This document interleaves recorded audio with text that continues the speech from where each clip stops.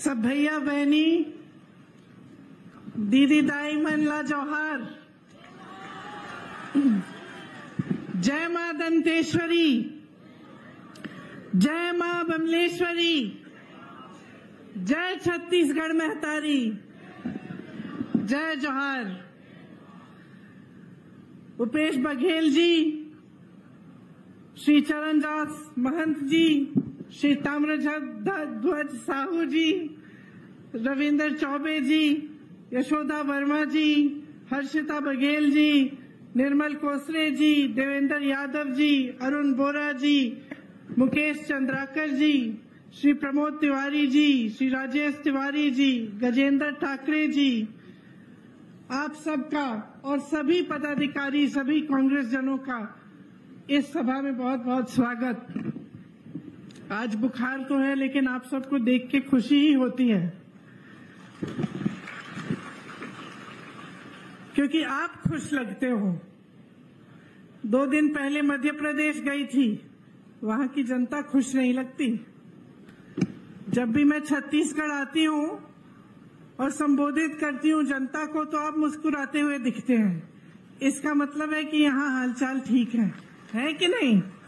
अच्छे हैं, खास तौर से मेरी बहनें। देखिए, खेरागढ़ नागवंशी राजाओं की धरती है। राजा वीरेंद्र बहादुर सिंह जी और रानी पद्मावती देवी जी की कर्मभूमि है। आपको शायद मालूम होगा कि पद्मावती जी और इंदिरा जी का बहुत करीबी रिश्ता था। पद्मावती जी इलाहाबाद में उन्होंने पढ़ाई की, उसी समय इंदिरा जी से मिली थी जब वो छोटे छोटे थे, और तब से एक अच्छा उनका एक रिश्ता जुड़ा, वो एक मित्रता का रिश्ता जुड़ा। बाद में जब नेहरू जी को पता चला कि पद्मावती जी बहुत सेवा करती हैं समाज की, और कई ऐसी चीजें हैं जिनमें उन्होंने समाज के लिए बड़े बड़े कार्य किए हैं, तो पंडित जी और रविशंकर शुक्ल जी ने उनको प्रेरित किया कि राजनीति में आओ, और राजनीति के जरिए जनता की खूब अच्छी तरह से तुम सेवा कर पाओगी। तो ये एक पुराना रिश्ता है खेरागढ़ का हमारे परिवार के साथ। इसी के तहत इंदिरा संगीत विश्वविद्यालय की स्थापना हुई, और ये जो नाम इससे जुड़ा है, इंदिरा का नाम, ये पद्मावती जी ने अपनी बेटी को इंदिरा जी का नाम दिया। और फिर विश्वविद्यालय की जब स्थापना हुई तो इंदिरा जी आए उस विश्वविद्यालय का उद्घाटन को करने के लिए। तो एक लंबा रिश्ता है, एक पुराना रिश्ता है। बघेल जी ने कांग्रेस की तरफ से उस रिश्ते को निभाने का काम किया। बहुत समय से आपकी मांग थी कि खैरागढ़ जिला बने। आपसे बघेल जी ने ये वादा किया उपचुनाव के समय कि करेंगे, और जैसे ही नतीजा आया, उसके 3 दिन के भीतर खैरागढ़ का नया जिला बन गया। अब जिससे पहले कि मैं लंबा भाषण शुरू करूं, मैं बघेल जी का भाषण खत्म करती हूं। उन्होंने कहा कि उन्होंने मुझे बहुत लंबी लिस्ट दी है घोषणाओं की, तो सबसे पहले मैं घोषणा ही कर देती हूं। छत्तीसगढ़ की माताओं बहनों के लिए महतारी न्याय योजना लागू करेंगे, जिसमें प्रति सिलेंडर के रिफिल करने पर 500 रुपए की सब्सिडी आपको दी जाएगी। कांग्रेस सरकार बनते ही प्रदेश के 49,63,000 उपभोक्ताओं में से 42 लाख उपभोक्ताओं जिनकी मासिक खपत 200 यूनिट बिजली से कम है, उनका बिजली बिल पूरी तरह से माफ होगा। बाकी 7,63,000 उपभोक्ताओं को 200 यूनिट तक बिजली मुफ्त मिलेगी।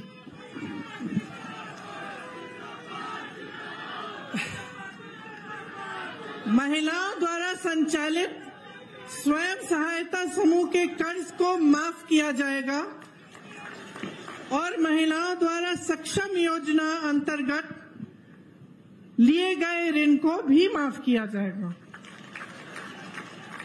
700 नए ग्रामीण औद्योगिक पार्क बनेंगे। अभी 300 पार्क है, आगे 1000 ग्रामीण औद्योगिक पार्क हो जाएंगे। राज्य के सभी 6000 सरकारी हायर सेकेंडरी और हाई स्कूल को स्वामी आत्मानंद इंग्लिश और हिंदी मीडियम स्कूलों में अपग्रेड किया जाएगा। बहुत बढ़िया घोषणा है ये। सड़क दुर्घटना और अन्य आकस्मिक दुर्घटनाओं के लिए में छत्तीसगढ़ निवासियों को निःशुल्क स्वास्थ्य की सुविधा मिलेगी। परिवहन व्यवसाय से जुड़े 6000 से अधिक वाहन मालिकों के 2018 तक से 726 करोड़ राशि के बकाया मोटरयान टैक्स ब्याज के कर्ज की माफी की जाएगी। सरकार बनते ही किसानों से तीवरा को भी एमएसपी में खरीदा जाएगा। तो देखिए, ये बहुत जरूरी है कि आप छत्तीसगढ़ की जनता हो, आप समझो कि आज छत्तीसगढ़ कहां खड़ा है। सामने दोराहे हैं, या तो आप भाजपा को चुनेंगे या आप कांग्रेस को चुनेंगे, और आप एक जहां पे आप खड़े हैं उसे समझना इसलिए जरूरी है कि कहीं गलती से आप गलत चीज न चुन लें। मैंने कहा मैं मध्य प्रदेश गई, ये छोटी बात नहीं है कि वहां की जनता दुखी लगती है। दुखी किस लिए है? क्योंकि वहां जाके देखिए उनको कितना मिल रहा है धान के लिए। जब मैंने मंच से कहा मध्य प्रदेश में कि जानते हैं कि छत्तीसगढ़ में जो आपसे लगा हुआ प्रदेश है, छत्तीसगढ़ में 2400, अब तो ज्यादा बढ़ गया है, 2600 कुछ हो गया है, 2400 से 2600 का आपको धान के लिए आपको दाम मिल रहा है, तो चौंक गई जनता। मैं देख रही थी लोगों के चेहरे चुप हो गए। बिजली बिल माफ करने की बात जो यहाँ पे मैं कर रही हूँ, ये बातें, कितना विकास हुआ है। आज छत्तीसगढ़ देश और दुनिया में पहचाना जाता है। यहाँ आने से पहले आपकी बनाई हुई वो रागी का जो आटा है उसकी रोटी मैं खा के आई हूँ, रोज खाती हूँ। कहाँ आपने सोचा था कि जो वन के उपज हैं, 67 वन के उपजों के लिए आपको एमएसपी मिलेगी? क्या आपने सोचा था कि आपकी संस्कृति पूरे देश भर में फैलेगी, कि आपकी पहचान एक अलग पहचान बन जाएगी? क्या आपने सोचा था कि एक ऐसी सरकार आएगी जो आपको केंद्र सरकार की नीतियों से बचा कर रखेगी? कोविड आया, कोरोना आया, तमाम बेरोजगारी फैली, मुश्किलें आई, लेकिन आपको फिर भी बघेल जी की सरकार ने बचा के रखा। देश भर में जितनी बेरोजगारी आज है 45 सालों में नहीं हुई है, इतनी बढ़ गई है बेरोजगारी। छत्तीसगढ़ वो प्रदेश है जिसमें पूरे देश भर से सबसे कम बेरोजगारी है। आज पलायन बहुत होता था, नौकरियां नहीं मिलती थी प्रदेश में, लोग जाते थे शहरों में, बड़े बड़े शहरों में, अन्य प्रदेशों में रोजगार ढूंढने के लिए। आज आपकी परिस्थिति ये है कि आज के खेती किसानी छत्तीसगढ़ में बढ़ रही है। दूसरे प्रदेशों से लोग यहाँ आ रहे हैं। दिल्ली में मैं कुछ उद्योगपतियों से ऐसे ही मैं मिली, मुझे कह रहे थे कि सुना है कि रायपुर सबसे अच्छी जगह बन गई है बिजनेस करने के लिए, वहां से यहां आ रहे हैं। आपका प्रदेश आज इस जगह खड़ा है जहां आपके आत्मसम्मान को बढ़ाया गया है। देश में आपका मान सम्मान सबसे ऊंचा है, सबसे कम बेरोजगारी है, खेती से अच्छी कमाई हो रही है, सरकार से राहत मिल रही है हर चीज के लिए, चाहे वो गैस का सिलेंडर हो, चाहे महंगाई हो, चाहे बच्चों का इलाज हो। तो आप यहां खड़े हैं और आपके साथ वाले प्रदेश मध्य प्रदेश, मैं बताती हूं आपको, जानते हैं कितनी घोषणाएं की हैं इन्होंने, इनकी सरकार ने? बताइए कितनी घोषणाएं की होंगी? 100, 1000, कितनी की होंगी? 22,000 घोषणाएं की होंगी। 22,000 घोषणाएं की हैं और मैं दावे के साथ कह सकती हूं आधी भी पूरी नहीं होंगी। और यहां आपकी सरकार, उपचुनाव में घोषणा हुई कि आपका जिला बनेगा, नतीजे निकलने के 2 दिन बाद 3 दिन बाद बन गया। जहां 22,000 घोषणाएं इन्होंने की, 220 घोटाले किए हैं। 250, शायद 250 महीनों की या हफ्तों की सरकार है, 220 इन्होंने घोटाले कर डाले, हर चीज में घोटाले। यहां पे आपको जो सरकार मिल रही है वो दिन रात आपके लिए काम कर रही है, और ये मैंने अपने आंखों से देखा है। बघेल जी के साथ मैंने काम किया, उत्तर प्रदेश में प्रभारी थे कांग्रेस पार्टी के, उसके बाद हिमाचल प्रदेश में हमने काम किया, और मैंने देखा कि किस तरह से दिन रात आपके लिए काम हो रहा है।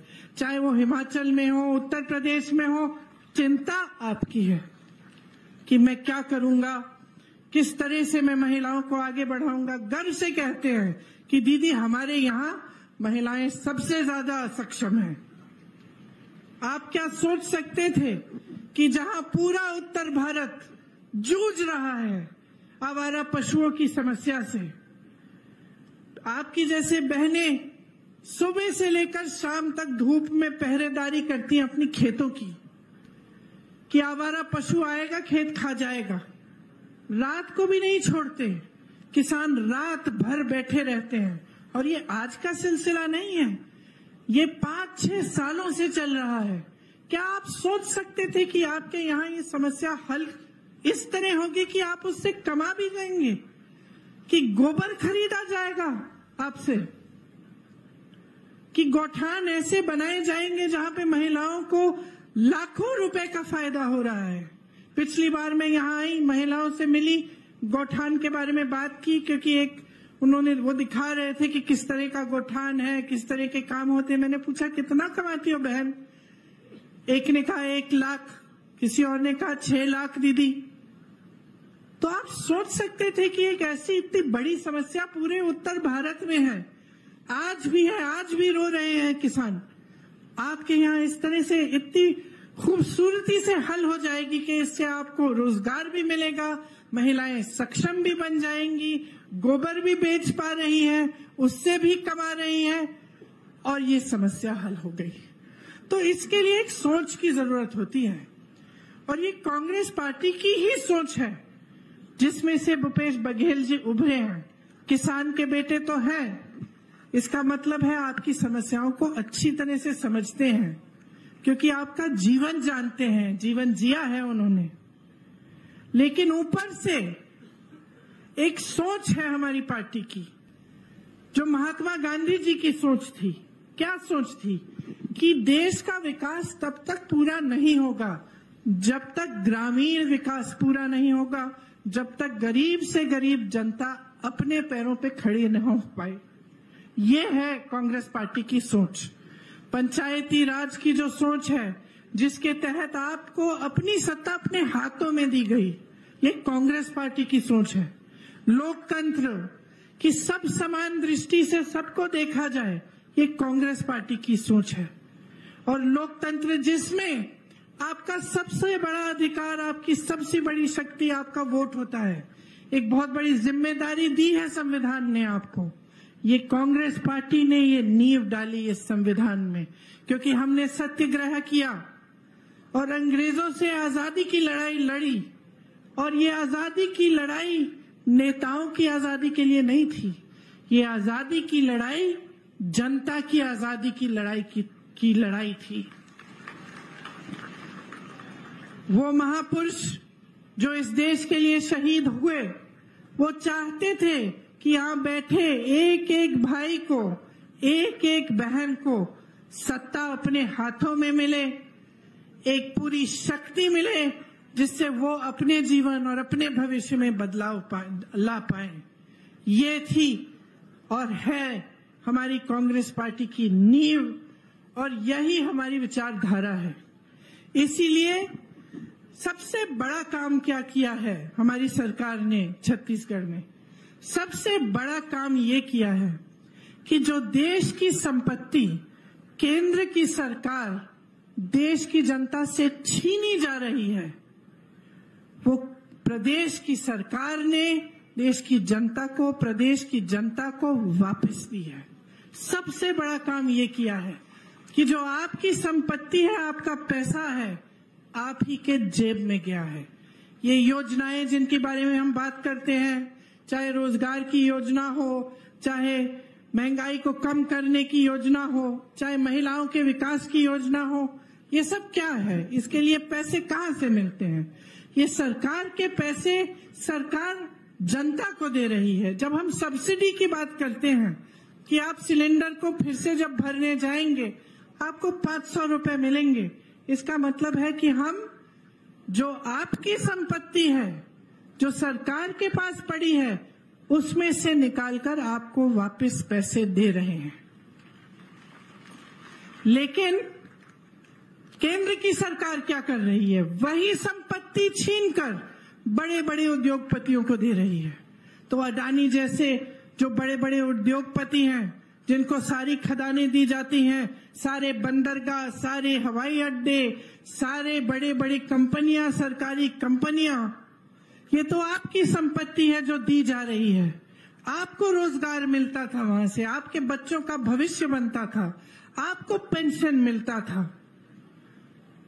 तो ये सब संपत्ति जो आपकी है, ये इन बड़े बड़े उद्योगपतियों को सौंपी जा रही है, कौड़ियों की दाम पे बेची जा रही है, और देश की जनता कुछ कर नहीं पा रही है। देखती जा रही है कि एक के बाद एक, चाहे BHL हो, HAL हो, रेलवे हो, कुछ भी हो, एक के बाद एक बड़े बड़े उद्योगपतियों के हाथों में जा रही है। हम समानता की बात करते हैं, हम कहते हैं कि सबको शक्ति मिलनी चाहिए, सबको सत्ता मिलनी चाहिए। जो जनता की संपत्ति है वो योजनाओं द्वारा जनता के लिए कार्य करके, विकास करवा के जनता के हाथों में वापस जाना चाहिए। ये लोग कहते हैं उठा के अपने उद्योगपति मित्रों को दे दो। तभी तो बेरोजगारी बढ़ रही है, क्योंकि जहां से रोजगार बनता है वो सब माध्यम इन्होंने बंद कर दिए हैं। तो अब आगे भविष्य में क्या किया जाए? अगर आप सोच समझ के नहीं अपना वोट अपने विवेक से आप नहीं वोट देंगे, तो आगे जाके छत्तीसगढ़ में यही नौबत आएगी। जितना काम सरकार ने किया है, आज जितने बड़े बड़े काम आपके लिए किए गए हैं, वो सब ठप हो जाएंगे, सब बंद हो जाएंगे। आज आपके प्रदेश को देख के लोग कहते हैं छत्तीसगढ़ का मॉडल गुजरात मॉडल से कहीं अच्छा है। वो तो दिखावे का मॉडल था, उसमें सब सुनहरा दिखता था, लेकिन हमने देख लिया है कि क्या हुआ। देश में इन्होंने यही मॉडल लागू किया, सारी संपत्ति उठा के अपने बड़े बड़े उद्योगपति मित्रों को दे दिए, बेरोजगारी बढ़ गई, महंगाई बढ़ाई, किसी को राहत नहीं दी। चाहे किसान हो, महंगाई से जूझ रहा है, डीजल पेट्रोल के दाम जूझ रहा है, परेशान है, चाहे युवा हो, रोजगार नहीं मिल रहे हैं। आपके यहां जैसे मैंने कहा, धान जो खरीदा जा रहा है सबसे ज्यादा 2640 रुपए का जो है, सबसे ज्यादा छत्तीसगढ़ में है। आज लाखों किसानों को 23,000 करोड़ रुपए तक इनपुट सब्सिडी दी गई है। लाखों किसानों को का कर्ज माफ किया गया है, 10,000 करोड़ रुपए तक कर्ज माफ किया गया है। बिजली बिल आधा किया, 5 लाख कृषि मजदूरों को 7,000 रुपए प्रति वर्ष दिया गया। वन उपज के जरिए आपको आपकी आय बढ़ाई गई, मिलेट प्रोडक्शन के बड़े बड़े प्लांट लगाए गए। बस्तर जो हिंसा के लिए जाना जाता था, आज अपने मिलेट के लिए जाना जा रहा है, अपनी संस्कृति के लिए जाना जा रहा है। इतने सारे बड़े बड़े काम किए। क्या आप चाहते हैं कि ये सब काम रुक जाएं? क्या आप चाहते हैं कि एक ऐसी सरकार आए जो 22,000 घोषणाएं करे लेकिन एक काम न कर पाए? क्या आप ये चाहते हैं? क्या आप चाहते हैं कि जो छत्तीसगढ़ का किसान है वो इसी तरह परेशान किया जाए जिस तरह पूरे देश भर में भाजपा की सरकारें किसानों को परेशान कर रही हैं? क्या आप चाहते हैं कि आप मेहनत से अपने बच्चों को पढ़ाएं लिखाएं लेकिन उन्हें रोजगार ही न मिले, कोई संभावना ही ना हो कि अपना भविष्य बना पाएं, जैसे तमाम भाजपा के प्रदेशों में है? या आप चाहते हैं कि इस तरह की सरकार आपके यहाँ चले जो आपके लिए दिन रात काम करे? आपको समझना पड़ेगा कि आप कहाँ पे हैं और आगे आपको कहाँ चल के जाना है। अगर 5 सालों के लिए एक ऐसी सरकार आ जाए जो आपके हित में काम न करे तो नुकसान किसी नेता का नहीं होगा, नुकसान आपका होगा, आपके बच्चों का होगा, आपके भविष्य का होगा। महिलाओं के लिए मेरी बहनें बैठी हैं, कितनी अच्छी अच्छी योजनाएं हैं, सब बंद हो जाएंगी क्योंकि महिला को आगे बढ़ाना इनके जहन में ही नहीं है। आप देख लीजिए, मध्य प्रदेश जैसे 18 सालों से इनकी सत्ता है मध्य प्रदेश में, क्या किया इन्होंने महिलाओं को आगे बढ़ाने के लिए? सबसे ज्यादा हिंसा वही है महिलाओं पे। हर रोज 17 बलात्कार होते हैं, सुरक्षा ही नहीं है। लेकिन चुनाव से पहले, चुनाव से 2 महीने पहले लाडली बहना योजना निकाल दी कि हम आपको आपके खाते में हर महीने थोड़े से पैसे डालेंगे। क्या समझते हैं कि महिलाएं बेवकूफ हैं? 18 सालों से आपने कुछ नहीं किया महिलाओं के लिए। चुनाव आ रहा है, 2 महीने पहले आपने योजना निकाल दी और आप सोचते हैं कि महिलाएं आपको धड़ाधड़ वोट दे देंगी। ये सोच है इनकी। और यहाँ की सोच 10,000 गौठान बनाए हैं जिससे आपको रोजगार मिलता है, आपका हुनर बढ़ाया जाता है, आपको रोजगार देने का काम किया है। मैं बात कर रही थी बघेल जी से कि आरक्षण होना चाहिए महिलाओं के लिए सरकारी नौकरियों में। कहते हैं यहाँ तो पहले से है, यहाँ तो सबसे ज्यादा नौकरियां, सबसे ज्यादा सक्षम महिलाएं हैं। तो ये एक सोच होती है। सोच ये है कि आपको आगे बढ़ाना है, आपका विकास करना है। ये सोच नहीं है कि चुनाव आएगा घोषणा कर देंगे, लोगों को फुसला देंगे, चुनाव आ रहा है धर्म की बात कर लेंगे, लोगों का ध्यान भटका देंगे, लोगों के जज्बात धर्म से जुड़े ही हैं, हमें वोट मिल जाएगा, सत्ता में रह जाएंगे, बाकी बाद में देखा जाएगा। ये सोच नहीं है, ये भाजपा की सोच है और ये सोच हमने बार बार बार बार देखी है। एक मुख्यमंत्री आपके, एक सरकार आपकी जो आपके लिए काम करके दिखाना चाहती है, जिन्होंने जो कहते हैं कि मेरे से कुछ भी सवाल पूछ लो, समस्या है आकर बताओ, उसको सुलझाने का रास्ता मैं निकालूंगा। और दूसरे वो जो सिर्फ आपका ध्यान भटकाने का काम करते हैं। 2 चीजों में बहुत फर्क है बहनों, क्योंकि जब नेता को मालूम हो जाता है ना कि उसे काम करने की जरूरत नहीं है, कि चुनाव आएगा मैं कोई अच्छी सी घोषणा कर दूंगा, मैं धर्म की बातें कर दूंगा, लोगों में भय, दिलों में भय डाल दूंगा और बोलूंगा कि भाई तुम्हारे धर्म को सुरक्षित रखने वाला मैं हूं और धर्म के आधार पर मैं वोट मांग लूंगा तो मेरी नैया पार हो जाएगी। वो बहुत अलग तरह का नेता होता है। जो नेता समझता है कि अगर मैं काम नहीं करूंगा, अगर मैं जनता के साथ विश्वासघात करूंगा तो दोबारा जनता मुझे वोट नहीं देगी, तो मैं सत्ता में फिर से नहीं आ सकता। एक नेता वैसा हो जो मन में जनता के लिए श्रद्धा रखता है, जो जनता का आदर करता है, जो दिल से चाहता है कि जनता की समस्याओं का हल किया जाए, वो बहुत अलग तरह का नेता होता है। ये 2 अलग अलग राजनीति हैं बहनों और भाइयों। और आप जहां खड़े हैं आपके सामने यही दो रास्ते हैं। एक राजनीति जो आपका ध्यान भटकाएगी, जो आपको आगे बढ़ाने की बातें करेगी, लेकिन जब Congress party OBC SC ST के लिए जातिगत जनगणना की बात करेगी तब चुप हो जाएंगे। हम क्या कह रहे हैं? हम कह रहे हैं कि गिनती कर लो, देश में गिनती कर लो, कितने ओबीसी हैं, कितने एससी हैं, कितने एसटी हैं, कौन कौन क्या क्या है, ताकि जब योजनाएं बने, जब रोजगार बांटे गए, जब ये सब काम हो तो अच्छी तरह से न्यायपूर्वक हो। अगर गिनती ही नहीं होगी, अगर हमें मालूम ही नहीं कि हमारे गांव में कितने बच्चे हैं, कितने शिक्षित हैं, कितने नहीं हैं, कितने कुछ भी, ये गिनती नहीं होगी तो हम उस गांव का विकास कैसे करेंगे? तो हम ये सवाल उठा रहे हैं कि जातिगत जनगणना करो। बिहार में जब गिनती हुई तो पता चला 84% ओबीसी एससी एसटी हैं।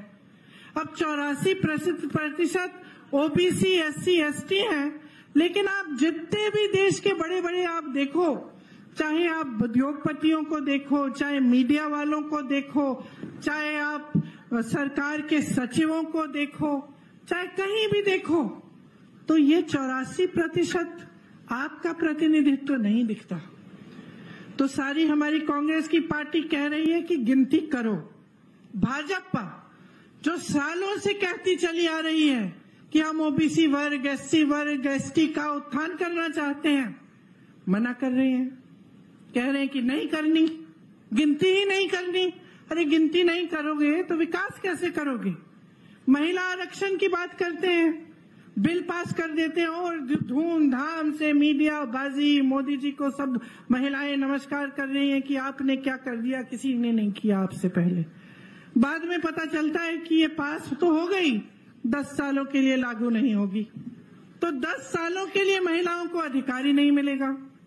तो मीडियाबाजी हो जाती है, प्रचार हो जाता है, पब्लिसिटी हो जाती है, जमीन पर काम नहीं उतरता। बहनों और भाइयों, ये इनकी राजनीति है और एक हमारी राजनीति है जो आप में फूट फैलाना नहीं चाहती।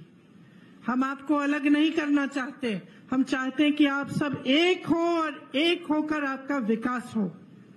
हम चाहते हैं कि महिलाएं, ओबीसी, एससी, एसटी, सारे वर्ग, सबका विकास हो, गरीब से गरीब के घर में रोजगार हो, थोड़ा सा पैसा हो कि कम से कम आगे भविष्य में कुछ उम्मीद रहे। हम चाहते हैं कि आप आगे बढ़ें और आपको इस तरह की परेशानियां न हो जो आप पे थोपी जाती हैं, और ऐसी नीतियां न हो जो आपकी सारी संपत्ति जो आपका है, आपके देश को, आपकी सत्ता को आपके हाथों से छीन ले और बड़े बड़े उद्योगपतियों को दे। यहाँ ओपीएस लागू है, जो सरकारी अधिकारी हैं वो सब जानते हैं, वहां मेरे पुलिसकर्मी भाई खड़े हैं, वो सब जानते हैं कि एक ही मांग है, एक ही मांग है आज इनकी कि हमें पुराना पेंशन दे दो, क्योंकि हम 20 साल काम करते हैं, दिन रात एक करते हैं, हम भी देश की सेवा कर रहे हैं, तो हमें बुढ़ापे में थोड़ी सी सुरक्षा चाहिए। इसीलिए तो हमने जब हम नौजवान थे हमने सरकारी नौकरी ली। आज आप कह रहे हो कि पुराना पेंशन नहीं मिलेगा और हमारा पेंशन सुरक्षित ही नहीं रहा। और इनकी भाजपा की सरकारों वाले प्रदेश में कोई सुनवाई नहीं है। जहां जहां कांग्रेस की सरकार है वहां वहां ओपीएस लागू है। यहां लागू है, राजस्थान में लागू है, हिमाचल प्रदेश में लागू है, कर्नाटका में लागू है। तो बस यही बातें आपको मैं कहना चाहती हूं। आप इस मोड़ पे आ गए हो, कुछ दिनों में वोट डालने जाओगे, तो सोच समझ के अपना वोट डालोगे या धर्म के बहकावे में या किसी की झूठी घोषणाओं के बहकावे में डालोगे, ये आप समझ लो। जो आपके सामने है, जो आपने 5 सालों से सरकार देखी है, जिसने आपका मान सम्मान बढ़ाया है, आपके पूरे देश और दुनिया में आपका नाम बनाया है, आप इस सरकार को 5 साल और मौका देंगे कि आपके लिए और भी मजबूती से काम करें, या फिर आप ऐसा रास्ता पकड़ेंगे जो आपको विकास नहीं, आपको सिर्फ परेशानियों का जीवन और मुश्किलों का जीवन देगा। आप सोच समझकर अपना वोट डालिए। जिस दिन आप वोट डालने के लिए जाएंगे, मेरी बातों को, बघेल जी की बातों को और साहू जी की बातों को जरूर याद रखना, क्योंकि ये वोट आपका है और आपके लिए है। प्रदेश आपका है। इसमें कितना अच्छा हो सकता है वो आप देख चुके हैं, और भी देखने को बाकी है। बहुत और काम हो सकता है आपके सहयोग से, और इससे पहले जो हो रहा था वो भी आपने देख लिया है। आसपास के प्रदेशों में जो हो रहा है वो भी आपने देख लिया है।